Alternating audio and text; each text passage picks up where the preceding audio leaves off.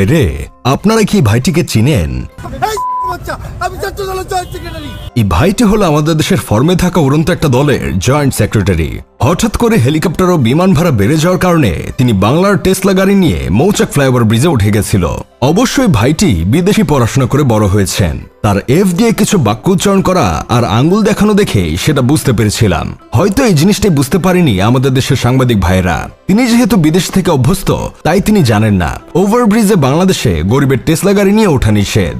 যেহেতু আমাদের দেশের সবচেয়ে বড় জয়েন্ট সেক্রেটারি ভাইটি, তাই তিনি বাংলার টেসলাওয়ালা মামাকে বলেছিলেন, মামা তুমি তোমার টেসলা নিয়ে উঠে যাও ওভারব্রিজে, পরের বিষয়টা আমি দেখতেছি।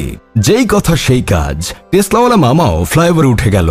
কিন্তু আমাদের দেশের সম্মানিত সাংবাদিক ভাই শাহিন হয়ে তাদেরকে ক্যামেরাবন্দি করে ফেললো আর তাকে বলতে লাগলো, আগে এভাবে পাওয়ার দেখে চলতো ছাত্রলীগ, আর এখন পাওয়ার দেখে চলতেছে এরা।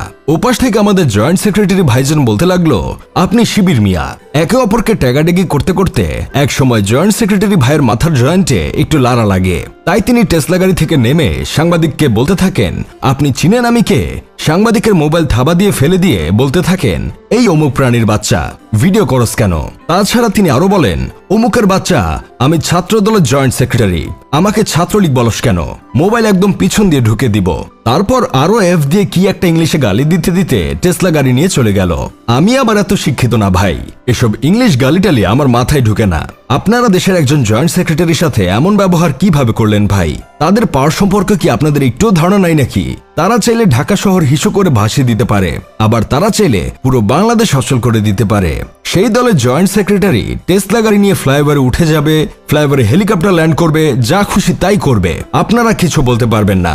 এসব দেখে আমার বন্ধু কেরামত বলতেছে, জয়েন্ট সেক্রেটারি আবার কি জিনিস? রাতের বেলা ব্রিজের নিচে পোলাপান যে জয়েন্ট আনে সেটার সেক্রেটারি নাকি? আপনার কি এই কাকুর কথা মনে আছে, যিনি ওভারব্রিজে টেসলা গাড়ি নিয়ে এসে ছাত্রদের সঙ্গে তর্কে জড়িয়ে বলছিল,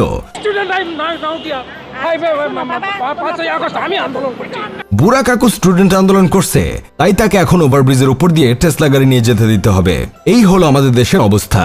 এই টেসলা গাড়ি মেইন রোড কিংবা ওভারব্রিজে উঠে কি পরিমাণ দুর্ঘটনা ঘটায় সেটা কিন্তু আমার আপনার সবার জানা। কিন্তু তারপরও কেউ যদি এসব কাজই করে, আবার কেউ বাধা দিলে তাকেই সেক্রেটারি পরিচয় দিয়ে ইংলিশে গালাগালি করে, তাহলে তার কিছু বলার থাকবে না।